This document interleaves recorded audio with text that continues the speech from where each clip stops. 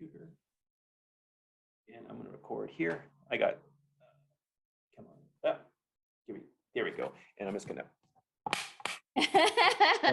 then I have that. And then when I go later, then my mouth isn't doing a kung fu movie. Nice. Okay. So I am pleased to introduce to you Dani Katz. Now, I saw her at some interview on the internet about a year ago, and I was thinking, holy moly, this person, I got to meet her. And I was fascinated by what she does, and I want to introduce her to you. So as what I understand about you, Dani, is that you're an author, correct? Yes. And check. You are also a coach. Check. You are also a researcher. Check. Journalist. And journalist. I was going to say, I was going to wrap that in, all that comes into journalism. Yeah. And for the things that I've seen, the way you talk about, I've only seen like so few people bring this stuff up. And so what I want to do is first, I'm going to ask you a question, and then from there, we're just going to let it spin off here. So I'm going to go to this scene. So Dani, hand on your heart. Okay. Okay, I want you to feel that spot and breathe into it. Now, from your heart to you, for all these things that you're doing, if you felt like completely free, like what is it that you like really want to have given this world? You know, this is from you. Like you, I know that you care deeply. I can see that. Now, what is it that was so important that you want to see? And we're going to give it first to yourself that you also want to give to the world.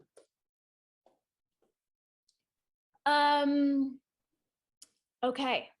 I most want to give the world the embodied knowingness of their sovereign agency and empowerment as reality creators. Okay, so that's interesting. So for a lot of people who may not understand, let's make this. You say sovereignty. What would that exactly be? Give us an example of that. Say we can do it as an either or something that first comes up for you that you would say, oh, this is what sovereignty is. This is what it's not. For people to understand that we are our own authorities, that we are born free, that abundance and joy are our birthrights, that we don't need to ask permission for anything, that authority lies within. And I feel like there's been this misunderstanding of the word authority, which certainly has been weaponized, where people think it's something that lies outside of us, that we have to answer to or earn, when actually authority is our divine right to author our lives as we choose. So I see a lot of people, like there are many kinds of people. I see a lot of people, disempowering themselves to the notion of external authority and then asking permission and, putting all the eggs in the basket called daddy government or daddy, Western medicine, whatever it may be. But then I see other people who are rebels, who are rebelling against authority and in turn rebelling against their own internal authority. So I'm very excited to help humanity come into right relationship with our own sovereign authority. Okay, so let's have an example here. So for you, when's that first moment for you that happened that you realized that, oh, hey, maybe I'm not as free as I think I am? Where was that for you when it first started?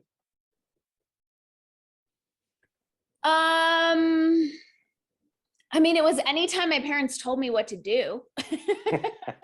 That never worked for me. No, opposite's cool. I have this vision. I don't know if this is kind of a bizarre example, but I was a mouthy, stubborn little child, as one could imagine. And I was probably about 4 or 5 years old. And I was in the car with my mom, and she was quite a ragey person. And she smacked me across the face out of anger. And I crawled over the center console and I got right in her face. And I said, don't you ever do that again. Interesting. So off the top ropes. Yeah. Oh, okay. And how did your mom respond to that? She actually had to get out of the car because she was about to kill me. Oh, really? She was so furious. She had to be very far away from me. Okay, so a lot of people when they're used to being in a program, it's actually quite disturbing when the program is challenged. Yes, absolutely. I was also, I mean, it happened all the time. And it was a different time. You know, I think these days children probably have more leeway in certain ways, but I was also training for gymnastics, like very seriously from a very young age. And I had an Austrian coach. So, and his coaching methods would not fly these days at all. He would hit us, he would berate us, you know, lots of terrible things. But I also had a lot of big fights with him. Just like anytime there was someone who was overstepping their bounds, I wasn't having it. And I didn't care that I was smaller or younger. Like I would always speak out against it. Okay, that's an interesting vibe. So you've been a like basically a fighter. You're just that way in general. I'm kind of that way. I mean, I started my first revolution in 4th grade. It's more, I mean, of course, there is a lot of fight energy in my cosmic blueprint. I cannot deny that. But I've definitely always seen myself more as a revolutionary in terms of being very devoted to justice and to freedom. Now, cosmic blueprint, do you mean like, is that like a human design thing? My human design, my gene keys, my astrology, all, you know, in Western astrology, I have Aries, Moon, Mars rising in the 1st house. Okay, all that's a opposite. flamethrower. Totally. And then they're all opposing Pluto, which just adds more fight energy onto it. But in the gene keys paradigm, you know, my life's work is the city of justice, which I have a couple times in that chart. But yeah, I mean, it's not my preference, but we can't pretend that I'm not a fighter. Mm-hmm. Now, so I guess a lot of people might not know what human design is. So we'll have to put a pin in that for now, because that's a very interesting study in itself. But I want to keep it to you. So what is one of the, I've noticed with your work that language is one of the key things of slavery for you. Yes. Now, let's talk about that. So I see language as one of the primary meta-organizing structures overlaying our whole earth walk, right? It's like the water in which we're swimming, you know, to use the like ocean metaphor.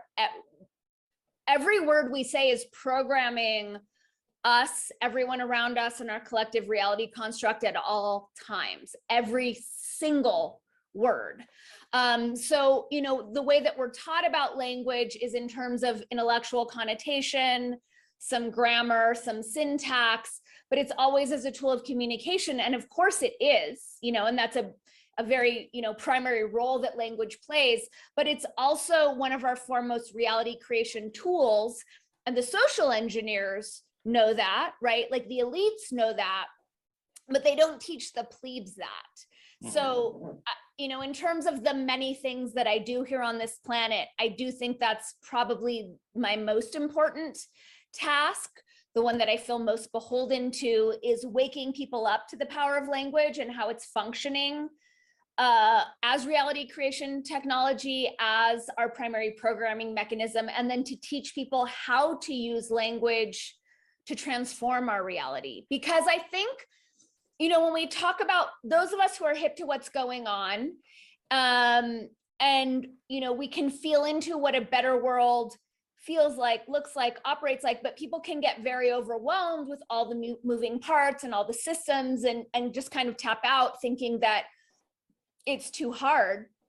But when we just focus on language as the meta-organizing structure, when we flesh out the contrived enslavement mechanisms from our language and are all speaking a language of true empowerment, equality, inclusivity, abundance, peace, then everything that emerges from that language will necessarily be reflective of those qualities. It can't not be. So it's slated to actually be really simple and graceful once the majority of us clue into these languaging upgrades.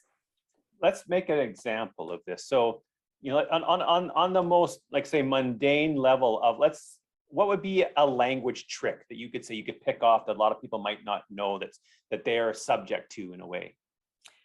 There are so many. Okay, let's look at, yeah, okay, so the one that popped to mind was hope. And when, you know, I know that you're in Canada, here in the States, when Obama ran, he had this whole thing about hope.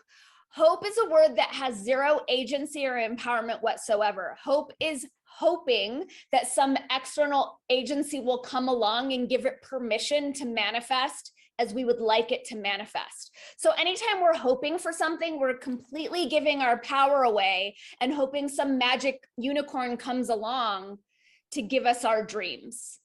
You know, should is another one. If I in all of the best intentions say, oh, Mark, you should meet my friend Erin. The word should automatically implies that I have some sort of hierarchical authority over you because I'm telling you what you should do, right? So there's going to be a very unconscious power play going on whenever we tell someone that they should do something. And then whoever's on the receiving end of that should is going to have some unconscious contraction because their own sovereign authority is being challenged. All these things are happening mostly on the subconscious level, but they're having an effect. You know, they are sending specific hormones running through the body. And when we look at, you know, what could be otherwise simple conversations, and when they blow up into like really dramatic, bobatic disagreements and conflict, it's wise to look at the words we're using and what is the meta programming that's being transmitted through that language. Okay, so now, but I think, like, when I'm hearing you say that right away, like I feel like, okay, there's could be almost be two sides of any word. Is that true, or do you think the word itself and how it's done is only like programming in a sense? You know, like, I mean, like hope. I used to hate that word myself, and there were times when, like, this is me personally, I found there were times when I go, oh yeah, hope was one of these things that was even an anchor that gave me a little bit of stability to, not from somebody else, but it's like an energy within myself, I guess. Well, hope is a noun for sure. And hope is a great example of, yes, there are two sides of it. Hope as a noun is an anchor with positive frequencies, right? Every word is encoded with its own frequencies. Hope as a verb is an enslavement mechanism. You know, so it's also, how are we utilizing these words? I have that little process moment here because So, I mean, there are some words, there are always exceptions, right? There, you know, in the various books that I write, and I'm writing another one right now, there are exceptions. But let's take have to, right? Anytime we use have to, we're victimizing ourselves to whatever it is that we're claiming we have to do. There's no agency or empowerment in a victim consciousness, right? You can't be an empowered victim. You're either empowered or you're choosing victim consciousness. So I don't have to go to the DMV to renew my license. I'm choosing to go to the DMV to renew my license because I'm choosing to follow these rules because it's going to be easier for me to ride that line than to deal with whatever repercussions may or may not come from having an expired license, right? So reverse engineering any sort of have to get to the choice takes us from victim consciousness to an empowered consciousness. And what was I just had a tip in my brain. Okay, that's where you're playing the role. So there are times when, you know, talk about sovereignty, there's, I guess, a time when we bat our eyelashes and we play the role. We go through, like, say, with the DMV, and you're like, yes, I'd like my license, please. And then there are times when it's like, a free person could go in and say, no, I have sovereignty over this. You may not do this. You have no rights over that. But the conditioning is so strong that that a lot of people don't even have that question in their mind, because all this is always how it's been, and always how it's been is that form of intellectual laziness and comfort and security, because that's always how it's been.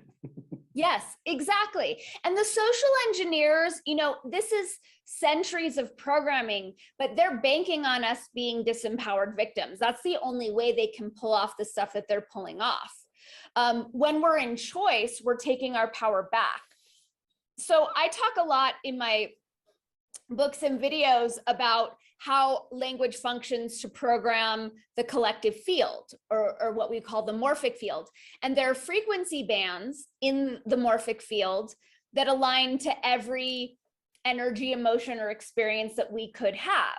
So anytime I disempower myself by playing victim, by saying I have to do X, Y, Z, I'm attuning my frequency to the frequency band of victimhood, which is thereby instructing the creative forces to give me a reality construct where I'm going to continue to be victimized. So even during like hard lockdown, when there were moments where one could not get groceries where I live without choosing to cover their face. Again, it's a choice. I could choose to eschew groceries. I could choose to fast for 3 months. And, at that point, I was advising people, look, you are always in choice. If you're going to choose to comply, then own that as a choice so that you are attuning yourself to the frequency bands of empowerment at all times. These tiny tweaks have huge implications on what our internal vibratory frequency is going to be. And the way it works is that how we program ourselves with language determines what our default frequency is going to be. And then our default frequency determines what kind of experiences and people we're going to magnetize towards us.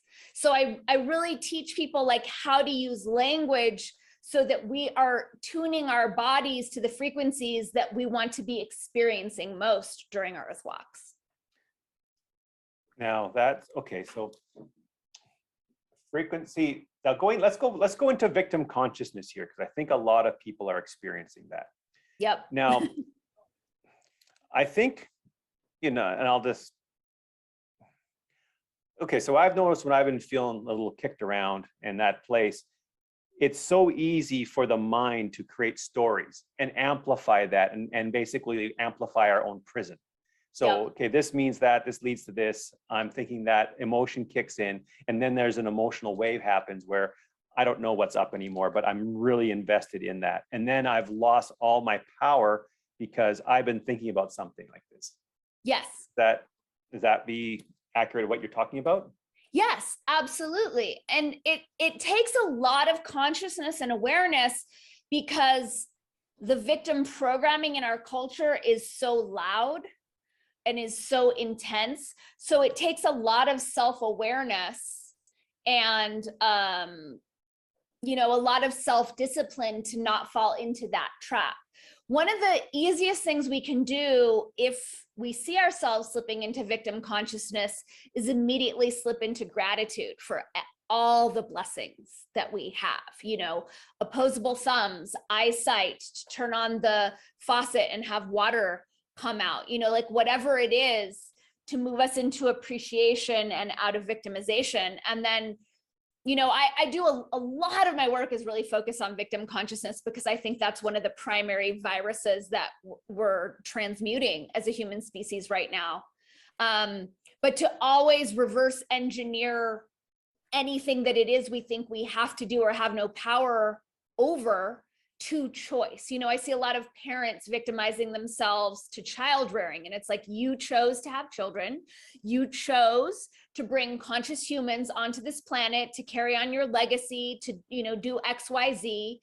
Find a way to get into the energy of that choice so that you're not victimized to the day-to-day tasks of parenthood. That is very important, I think.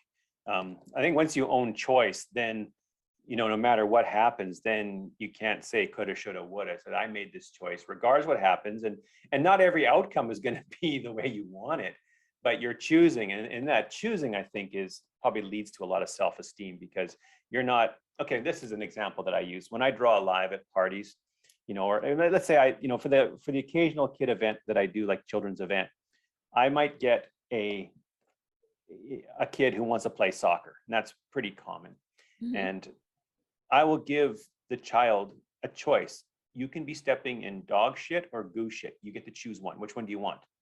And most of them will choose one, except for usually one tiny little feisty young lady who will say, neither.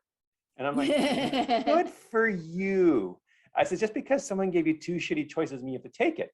And then when the kids get their ones where they got the dog shit, they're stepping in it, you go, oh, I didn't want that. And I go, well, you could have said neither. This is a good lesson for you. I leave it as a life lesson that, you need to, just because someone gives you that doesn't mean either or is anything that you have to participate in. I love that. That's so cool that you do that. Yeah, it's just, kids are fun. You give them what they want by the letter, but not the spirit, and it's fun. And then it becomes a nice teaching moment where it's just fun. Then usually what happens, they'll try to line up again and try to outsmart me, which is not likely to happen because I'm treacherous, but it's still fun when you get this vibration of gratitude out here.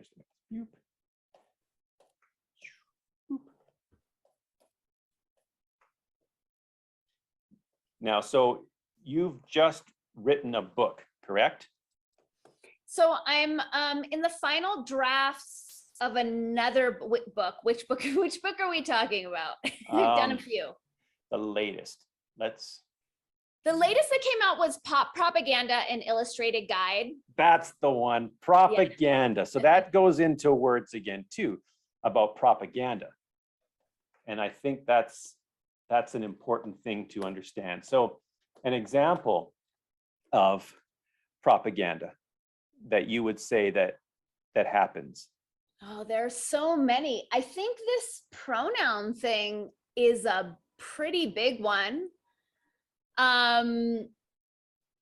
There's so many. The book features 37 tools, techniques, and tricks that the social engineers are using. One of the big ones, it's so low vibe, is just instead of talking about the issue at hand, to go into character assassination, the ad hominem. Do you mean like we'd say a woke attack? Can you give me an example? Well, like sometimes, you would see people who, there's a certain subset of the population that are a little idealistic and a little pronoun heavy. And then when something goes against that current trend, then all of a sudden there's this huge wave of abuse. And it's pretty ugly, actually. If you're not this thinking, then there's something really evil about you. And there's a sort of madness feeling in it. It feels insane. And yet the people involved in it, they seem to me, from the appearance, convinced of their virtue. I'm convinced that type of wokeness, and I don't know, can you hear the sirens happening behind me? Well, I live in a siren area too. So. Okay, great. I'm really convinced that wokeness is an actual virus. Like it is completely a virus. So people who are under that spell are not well, and that virus shuts down their critical thinking capacities.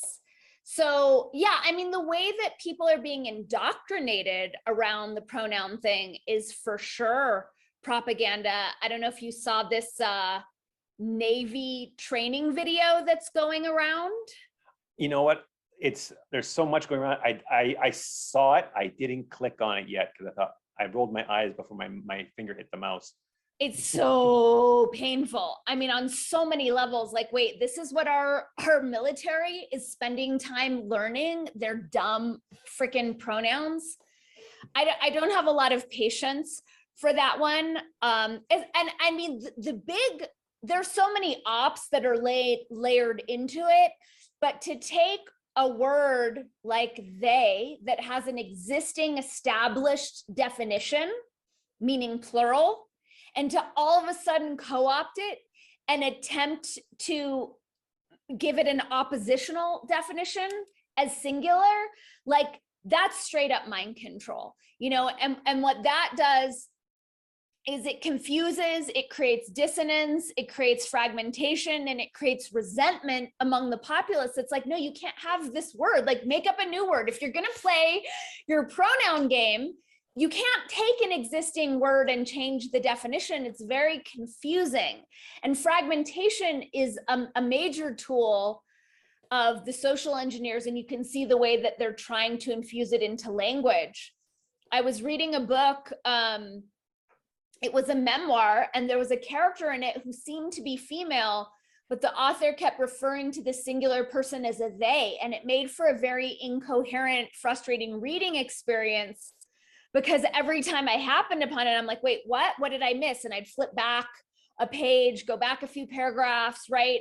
And so fragmentation, it disrupts any momentum or flow, right? So we can't really get into a groove or a rhythm when we're constantly being fragmented in this way.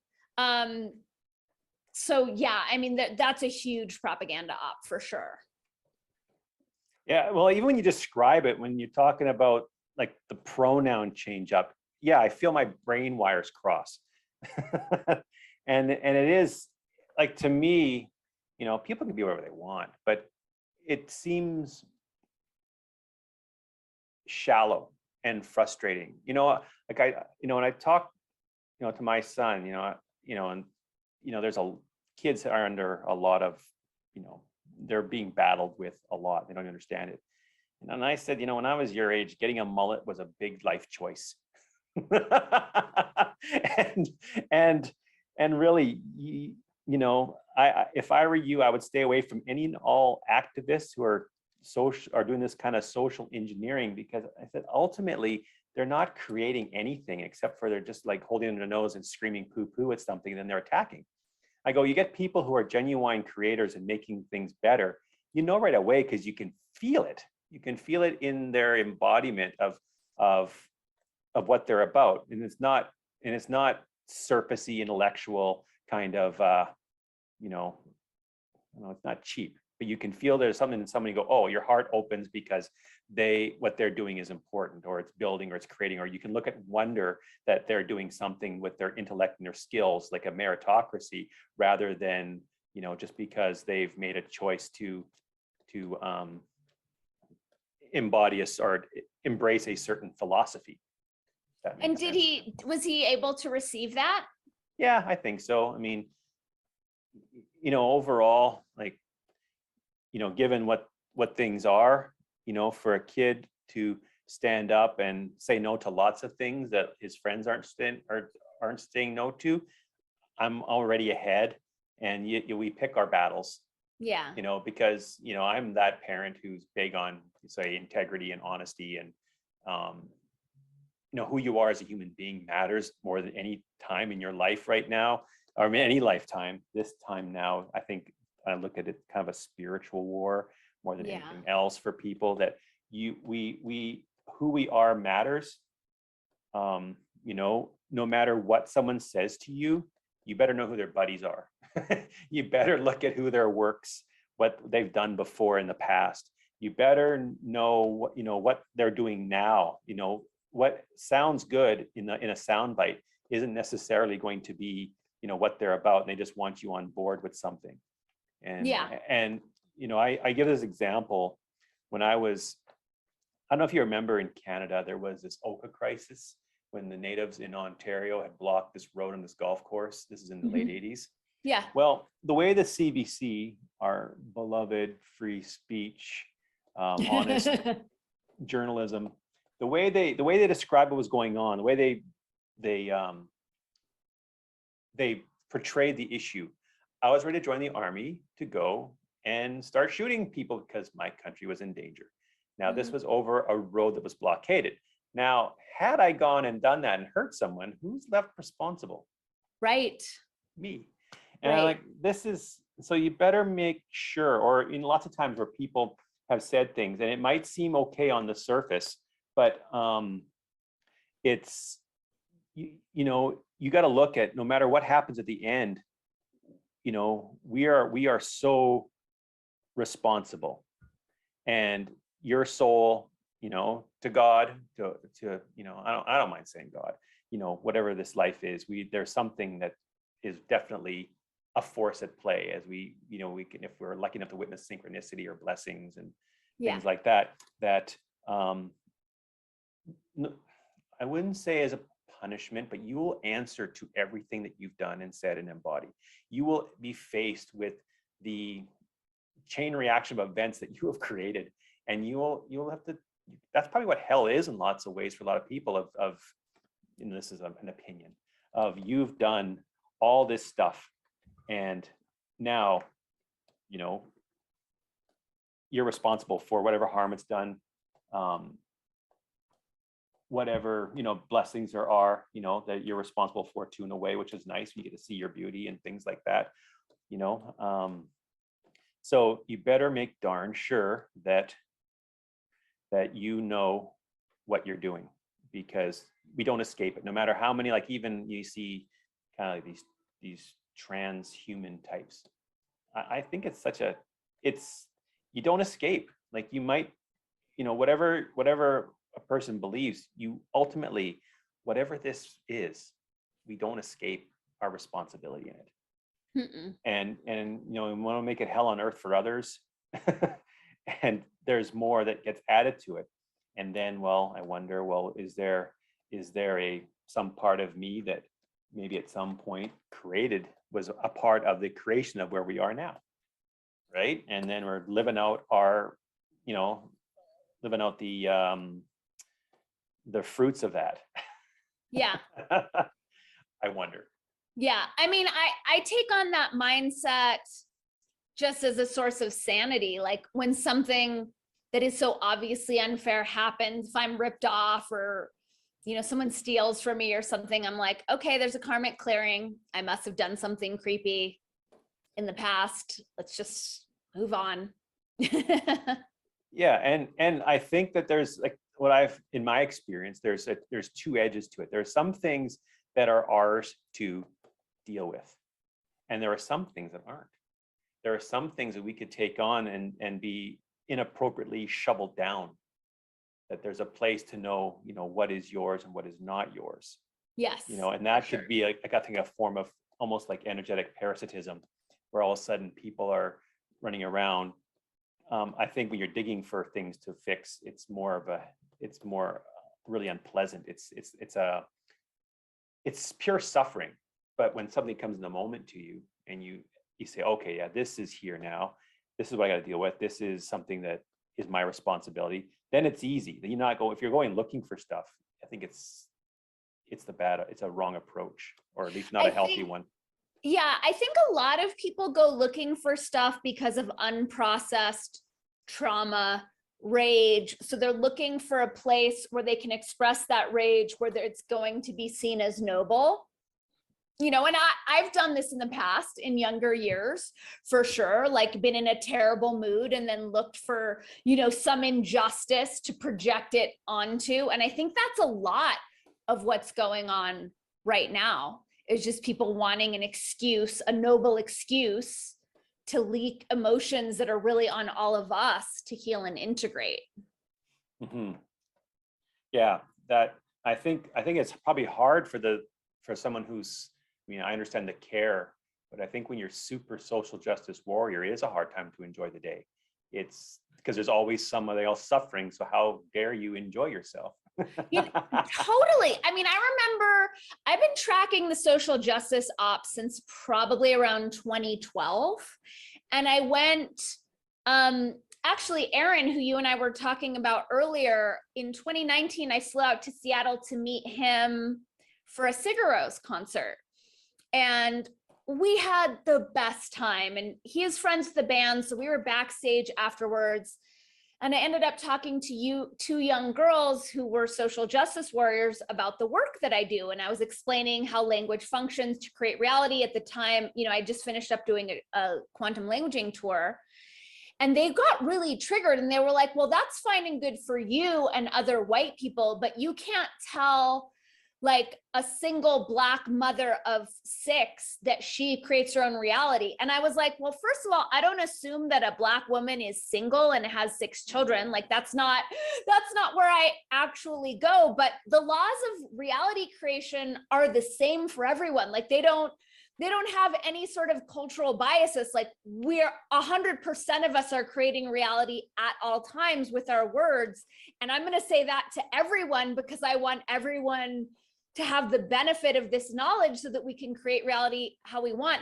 And they got so angry that they ended up storming out. And I was just thinking, like, is this fun? Like we're backstage at a Sigur Rós concert and you're wasting time being angry and getting all butthurt that you're gonna leave. Like, is your ideology really working for you? Because you just seem to be angry all the time. Yeah. And I think it's a hard thing to let go because, it's like, maybe it's like a grief, where people, when they talk about the 16th and a half anniversary of someone's passing, where they're afraid to let go because if they let go, then it's all going to go, to pot. Like how I can't let go of this. It becomes like where I'm going with this, where someone feels they're so responsible that they have to be so vigilant all the time that there's no joy anymore, and so if they stop being vigilant, then the world's going to go to hell. Well, I think the story that the world's going to go to hell is a cover. And I think that a lot of people have been duped by the cultural engineers to think that there's value in victimhood or being sad or bummed out all the time. Even people who carry around their sad, sorry stories, someone I love died 16 years ago, like it gives us an excuse to live sad, small, unrealized lives. And a lot of us have been duped into thinking that there's more value in having a sob story for our unrealized lives instead of just realizing our greatest dreams and living wonderful lives. But I feel like that's kind of a snow job that's been pulled on a lot of us. Mm-hmm. Yeah, there is going back to the programming of language again. Yes, totally. Mm-hmm. Even this, like, yeah, it's just weird. I remember seeing in 2012, I was researching an article. Back then it was like the last days of my journalism career before journalism was completely co-opted and I was completely kicked out. But I was researching an article on gender reassignment surgery seen through the lens of the 53rd gene key, and specifically the integral theory idea that life evolves to transcend and include every stage that came before. So my perspective was, like, wouldn't it just be easier for us to expand our definitions of gender than to invite a small swath of people to mutilate themselves and like undergo all these operations and pharmaceutical procedures and whatnot? And to be clear, like, I'm all for freedom. So if that's what someone wants to do, Godspeed. I was just proposing, like, if this is organically emerging, wouldn't it just be easier for us to expand our definitions? Doesn't that seem more kind? And then we can include, different iterations or expressions of these expanded definitions. Well, it's a yes and not an either or. Totally. And it's like, great. If you feel like you're a woman and you have a penis, beautiful. I'll honor that. I'm not going to expect someone to cut off their penis. If they want to, okay, but that we're not transcending and including.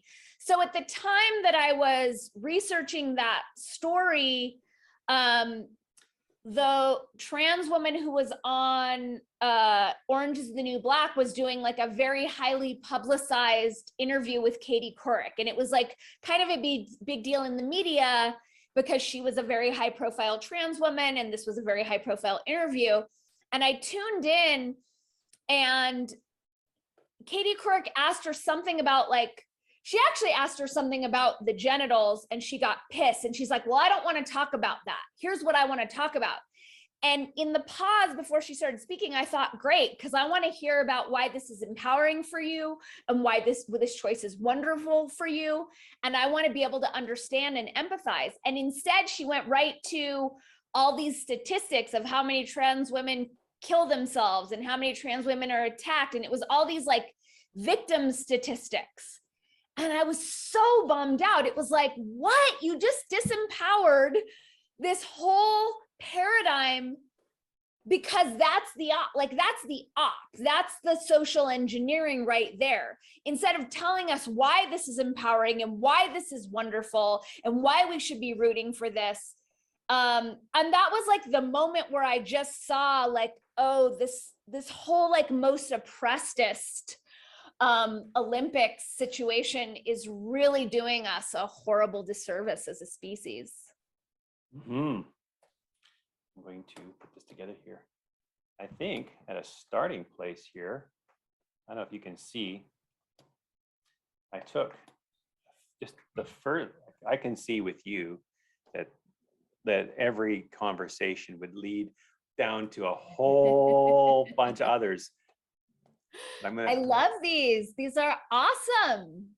So what I took is I took the part of like the first part we talked about is we talk about like breaking free in the language of hope. As I put a little hypnotic part about language there, how we get so stuck in that. And the part of your antidote was gratitude when we feel so stuck, and how you're describing wokeism, you know, as a virus, you know, yes, like a virus, almost like a parasite.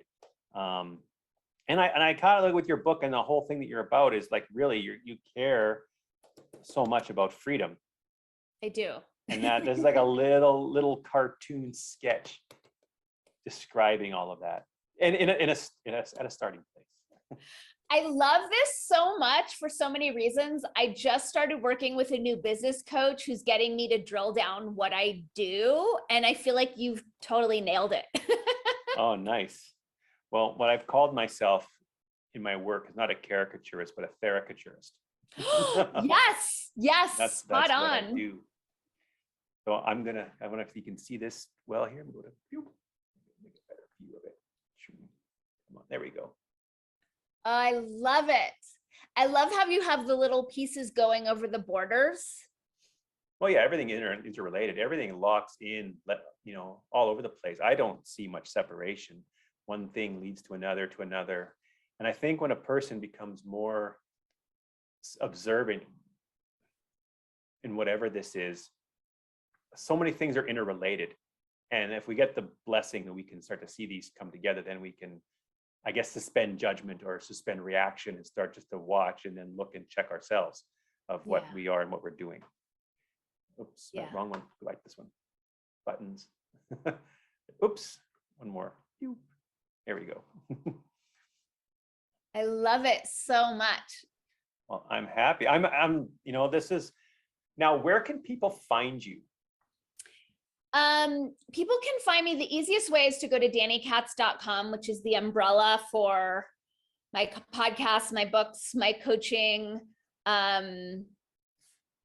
Everything that I do is held there. My community locals or my Patreon, my YouTube channel, you can find all of it through danikatz.com.